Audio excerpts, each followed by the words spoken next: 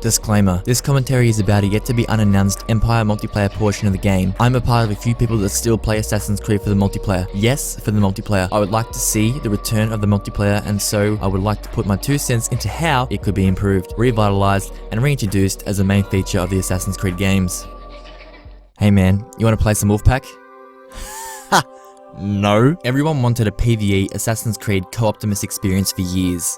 They got Wolfpack, and they sent it back the way it came. Where did Wolfpack go wrong? I will dissect the first ASC co-op element and try to figure out how and why it fell short the way it did. First of all, why do people like co-op mode so much? It boils down to a shared experience of you and a small group of friends playing against the machine. The feeling that comes from completing a challenge mode with friends. After all, doing something with friends is better than doing the same activity alone in most cases. The best moments are created spending time with people. Think back to the happiest moments in your life. What were you doing? Were you alone when you were doing that? When people were crying out for something co-op to exist in the Assassin's Creed world, Ubisoft eventually birthed Wolfpack. The difference between multiplayer and co-op is that multiplayer provides a relatively different experience each time you play. That is because you are playing against other players, other humans.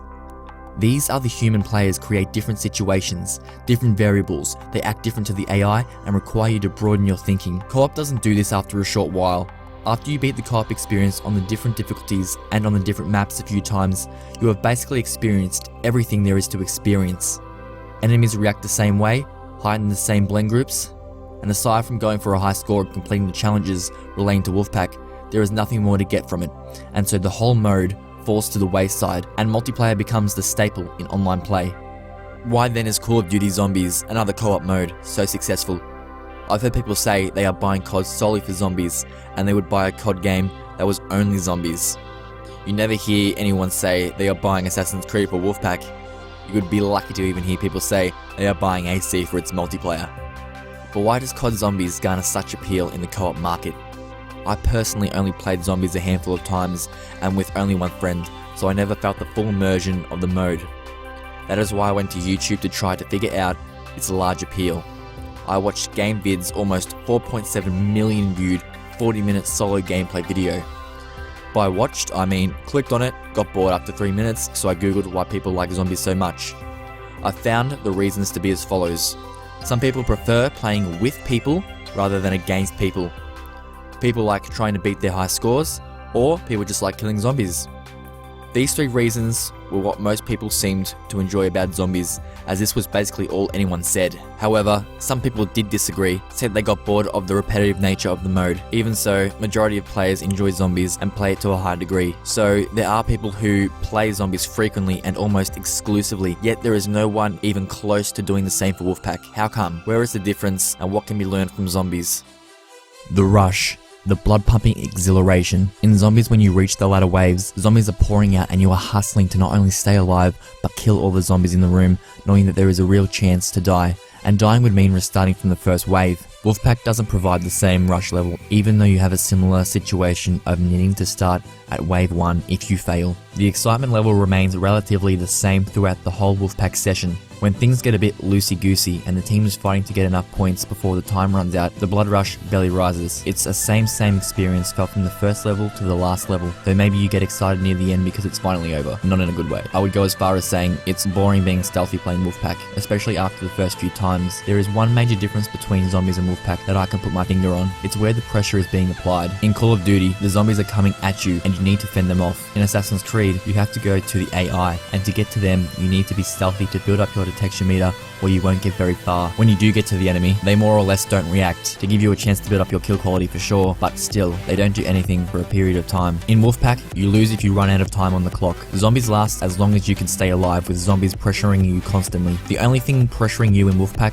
is the clock. Wolfpack is more or less a time trial. How quickly and effectively can you kill these AI? Killing efficiency is a big talking point about how good an assassin is, but it doesn't translate into a very exciting game mode currently. So, even if it is a glorified time trial. Is that bad? I will give you an example that is easier to imagine. You are playing a car racing game. In this game, you have two options you can play. The first option is being the only car on the track and trying to beat previous scores, time trial. The second option is racing against other cars to either win the race or lose the race. Which option would you rather do? Race against the clock or race against other cars? I'm going to assume you said race against other cars. Why would most people pick that option? Because it provides more gameplay variety, and variety is the spice of life.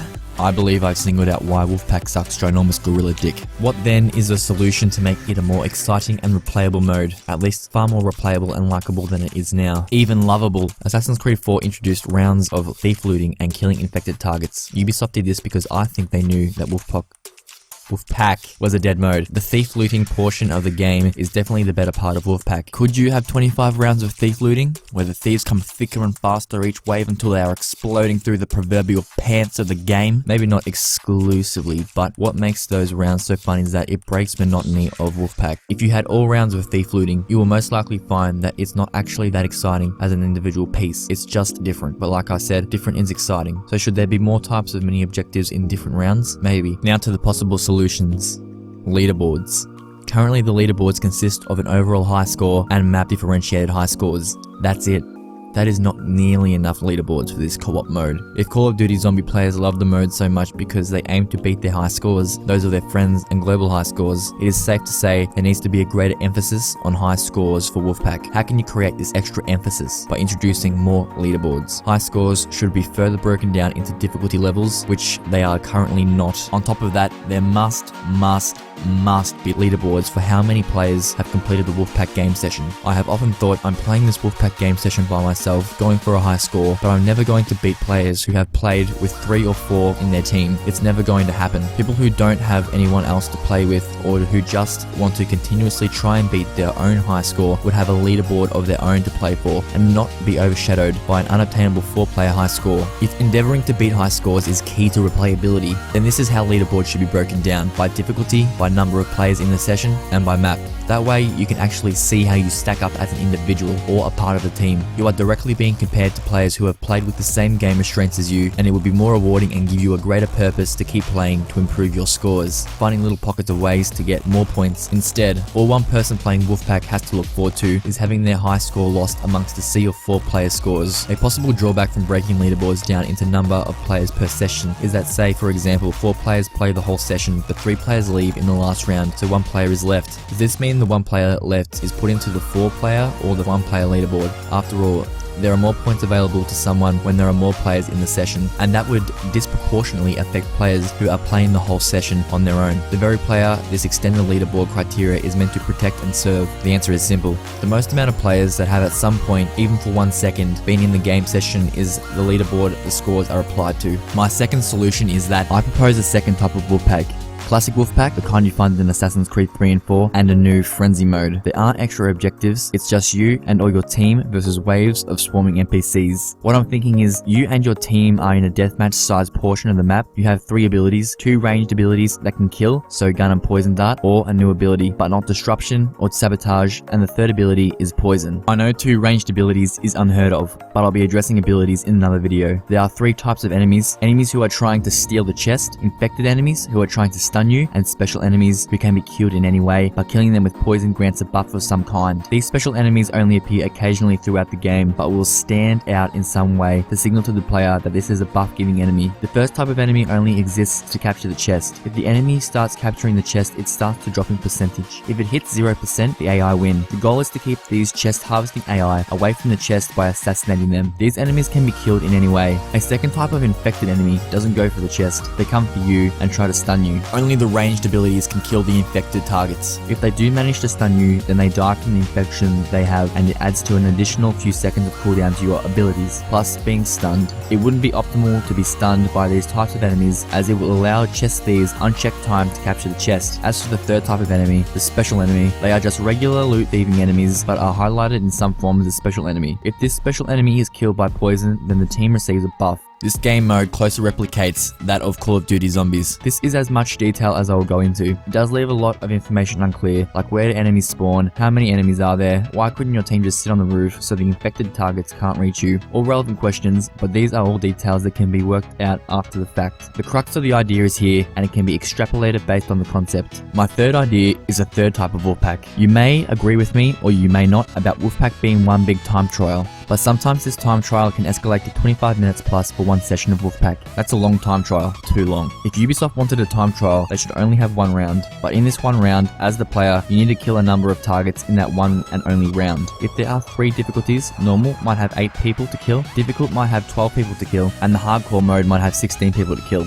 These AI that you would be required to kill always appear in the same spots, or the same small walking path in a small area, like how enemies have walking paths in single player rather than how NPCs in a blend group walk around the whole map in multiplayer. That way, the time trial will be kept to a very similar situation every time, and that is very important when you are trying to beat high score times. If this sounds slightly familiar, it is, and I realized it too. In ACB there was a pretty hidden section in the pause menu where you could do time trials. They would be either free running through rings on different courses or killing enemies in different setups. I'm proposing something similar to the killing courses in ACB, but instead of a bland all-white environment, the environment should be the multiplayer maps, and on each map for each difficulty there is a different setup of enemies, a different pattern of how the enemies are arranged. It would need testing and tweaking, but it should work with 1, 2, 3 or 4 players. A lone player would never beat the times of a team of 4 people, which brings the point right back around to having a more specific leaderboard setup. These are some possible solutions that I have come up with to improve Wolfpack. Now onto some other elements of the game mode. Both public and private Wolfpack sessions exist and should remain. Public sessions are never going to net you the most points you can ever get, because you will most likely be matched with people who aren't as competent at the game. People who are striving for high scores are always going to get them in private matches. It is what it is, and it should come as no surprise. But public Wolfpack does allow players who do want to play with other people a fuller experience, who maybe don't have any online friends yet. In Assassin's Creed 4, there is a discovery mode which gives you a quasi-cinematic of the map and multiplayer character associated with that map. The game tries to add some story to the Wolfpack saga, but it is very lackluster. However, without the cinematic, there is not much meat left on the bone. Discovery mode then just becomes a shorter and easier normal mode. Discovery mode doesn't add any value in its current form and therefore should be scrapped entirely. In Wolfpack there are optional objectives. Assassin's Creed 3 had only one objective at a time, and if you didn't complete it on the next kill, then the challenge would reset to something else and tell you failed it. In Assassin's Creed 4 you have 2 challenges, which don't reset until you complete them. For a while I wondered if there was actually any real difference. Do you complete more objectives if you have one that recycles, or 2 that you could possibly get stuck on for a number of kills? I prefer having 2 challenges available at one time. You may complete one challenge or both in a single kill, but at least AC4 Wolfpack doesn't make you feel like you failed every time you don't complete an optional objective. AC4 Wolfpack objectives instead just sit there to be completed, but having 2 is important so that you don't get stuck on one objective for half of the match if you only have one. Wolfpack could even have a new difficulty for freshness called the Zen difficulty, where there is nothing in the game and you are required to do nothing. Is this easier than normal or harder than hardcore? Bit of a Zen Buddhism joke. That is the end of this commentary. Should Wolfpack in its current form be the be-all and end-all for multiplayer co-op? Such big questions about the direction Wolfpack should head, but it should head in a new direction, because the one direction it's going in right now is dead. It no longer exists. It's missing the multi-ethnicity of Zeniithe, the blackness that allows the game to run faster and jump higher. Let me know what you think of my thoughts. Am I on the right track, or have I strayed off the path? Do you even care if Wolfpack doesn't exist, or doesn't improve? Let me know.